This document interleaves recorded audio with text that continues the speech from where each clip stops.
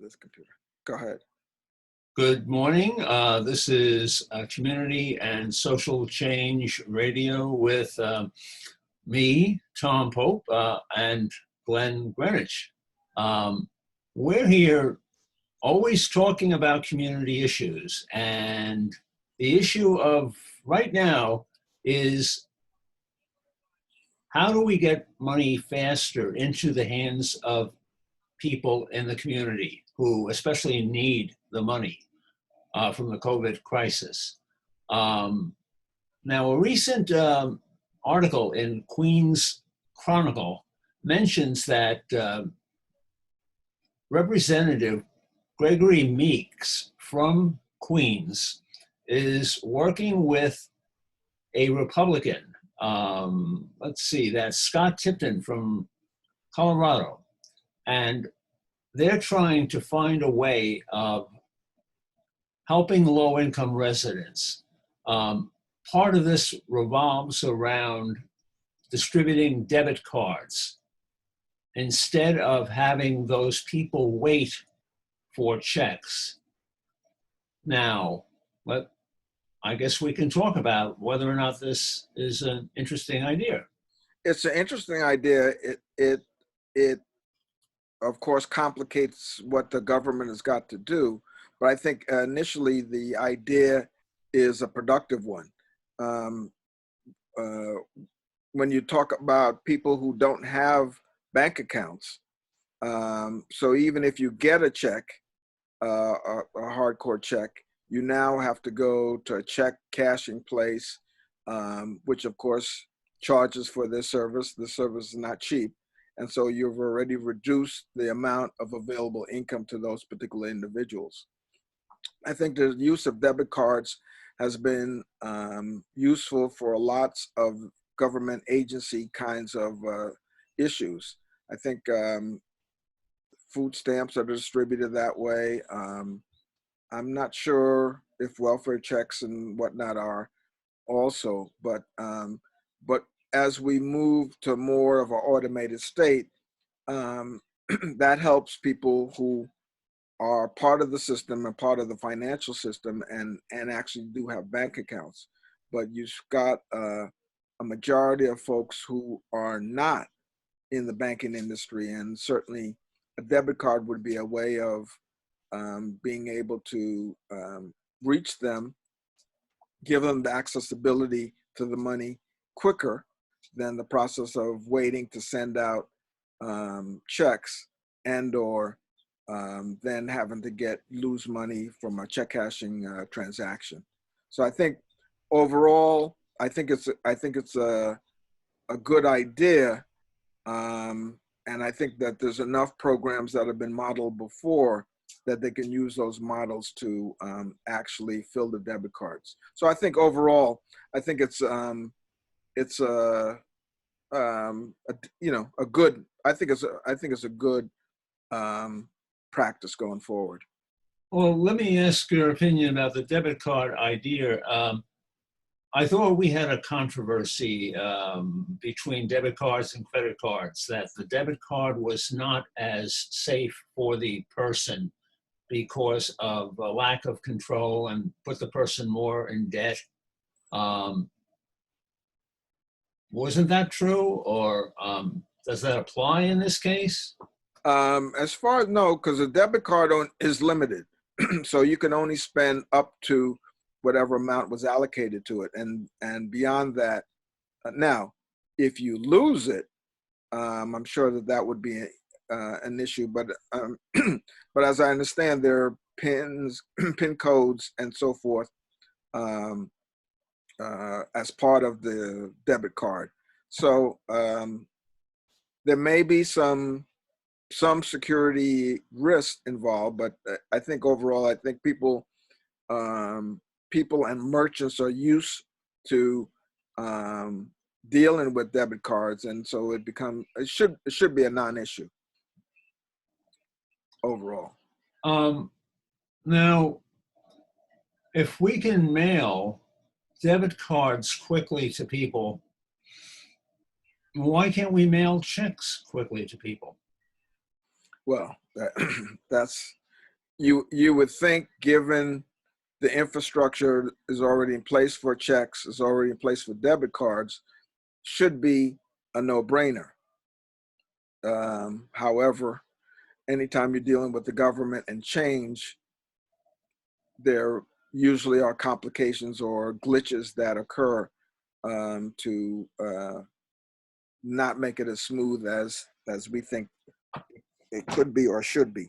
I thought I heard recently that President Trump wanted to make certain that his signature was on the check, just so that people would know that he was giving the check. Is it possible this delay of the checks is due to this? Well, supposedly putting his name on it wouldn't delay the checks, but um,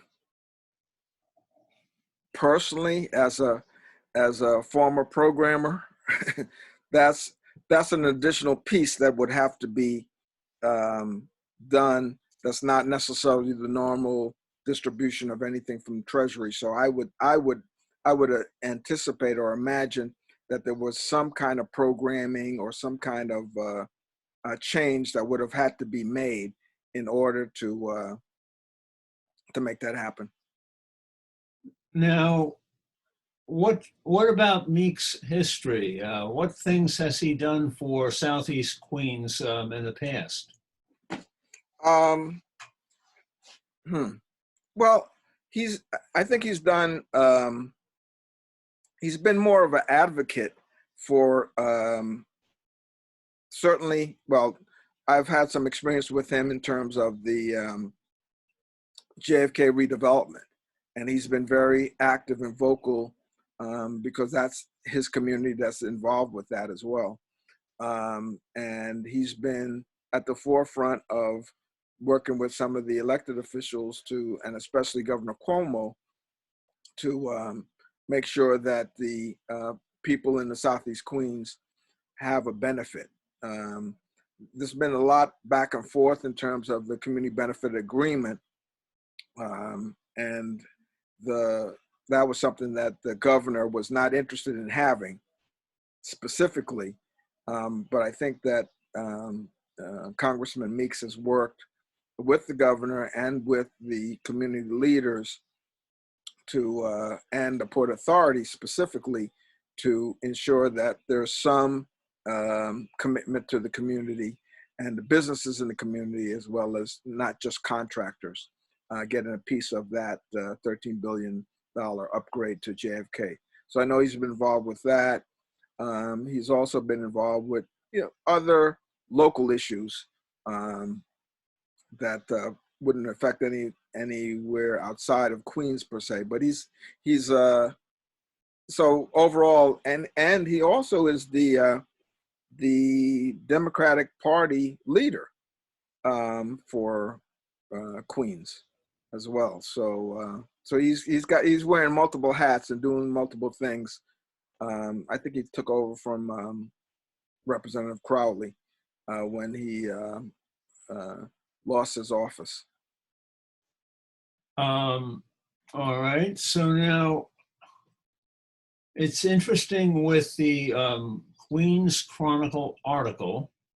We're told that, let's see, we have two consequences. It may take 20 weeks or more for checks to be received, and maybe 2 to 5 weeks for those who have bank accounts.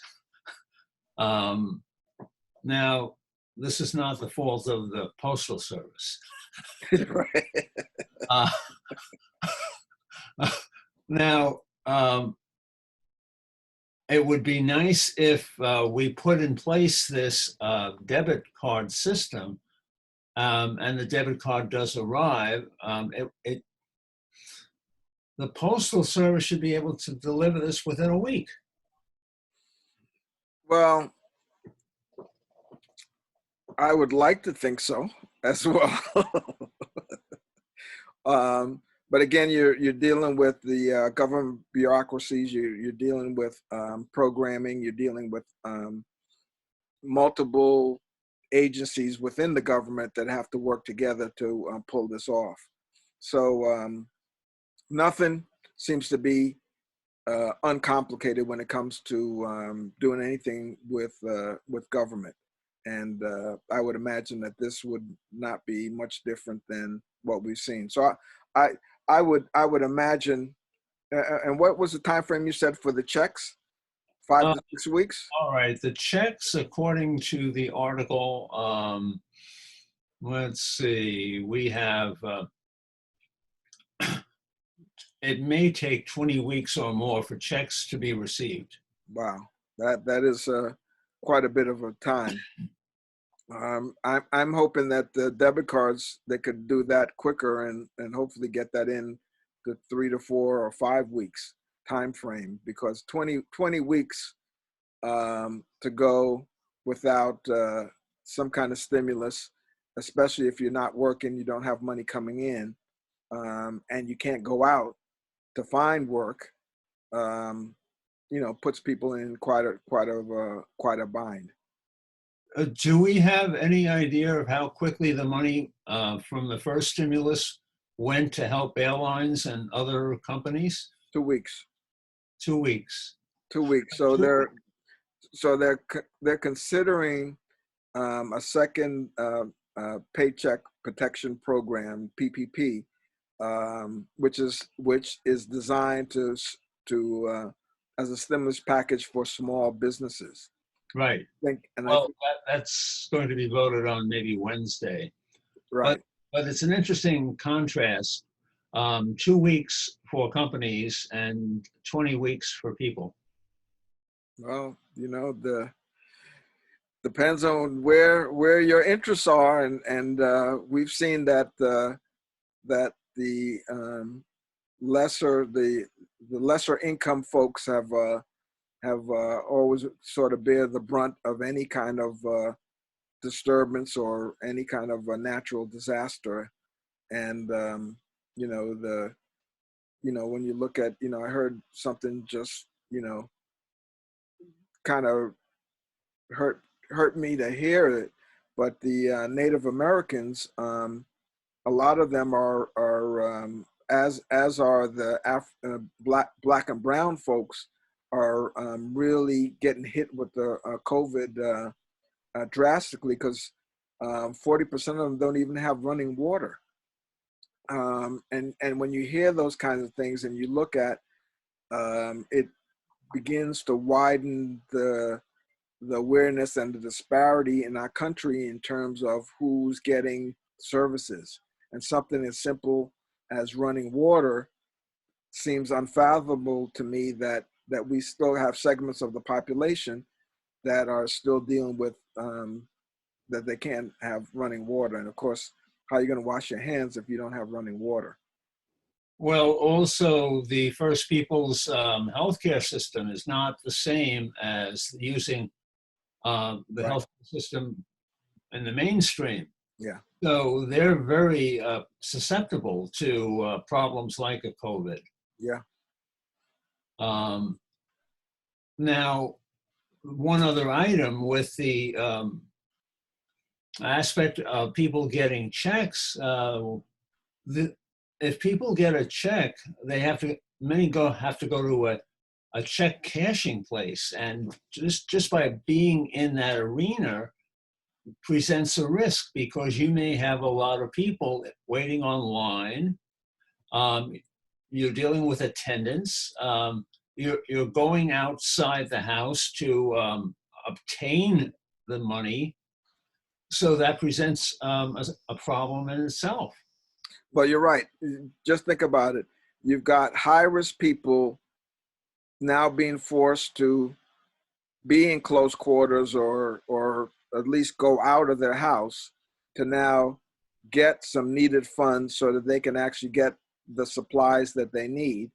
And one of the things that I think about, and we had um, the barrage at Elmhurst Hospital, and you think about it, which was, as you know, is an immigrant community. You're now having folks to look at and say, you know, do I spend money on food or do I spend money on protective gear? Because the stuff is not cheap. Masks and gloves, and you're changing them every time you go out. So you're now adding an additional cost to people who are already on the margin. Um, I mean, this is and you can't go out and work. Right. So you're dealing with multiple levels of um, competing resources in a limited resource environment. Let's see now. Okay, we don't have an idea as to what the likelihood of this provision will be, or how many other people will support them. Uh, let's see, we have, all right, so we have no time frame even for what, I doubt if this is part of the Wednesday bill that's being voted on. This might be for after that.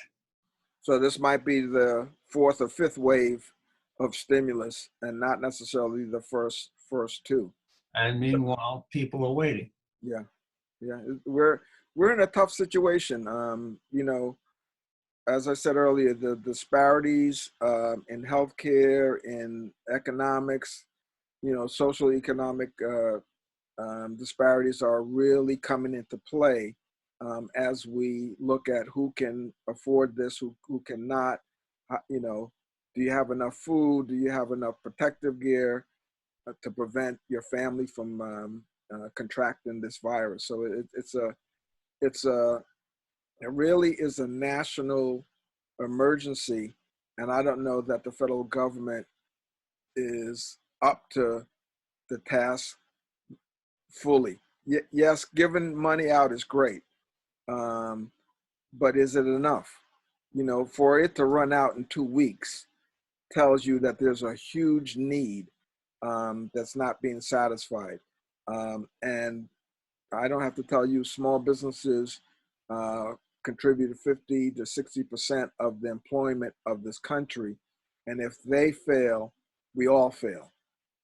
Well, one of the reasons for it running out so quickly is most of the money went to the large corporations. 60 billion went to the airline industry. Yes, I agree. The airline industry needs some support, but the airline industry doesn't employ as many as the small businesses, and I think that you're missing the boat when the small mom and pop stores that are employing people from the neighborhood and so forth lose out on this situation, and it really makes things uphill. And I don't believe any of the small businesses in the first stimulus were really small businesses. I don't consider a firm of 600 or more a small business. True. Yeah, there's a little controversy around that from the SBA. I know that the Small Business Services for New York City, their employee retention program was geared for people who had 5 employees or less.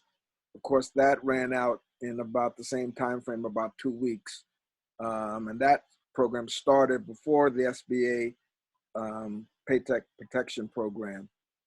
So it's a little late,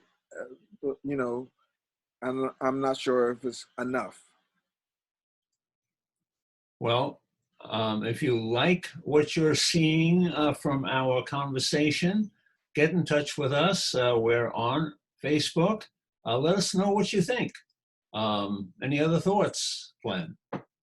Well, we're just going to keep our fingers crossed, keep our eyes open, and look to see what this, as they say, the new norm is going to look like. We're in the middle of a paradigm shift, and it's going to be interesting what we look like on the other side of this. Thank you. Thank you.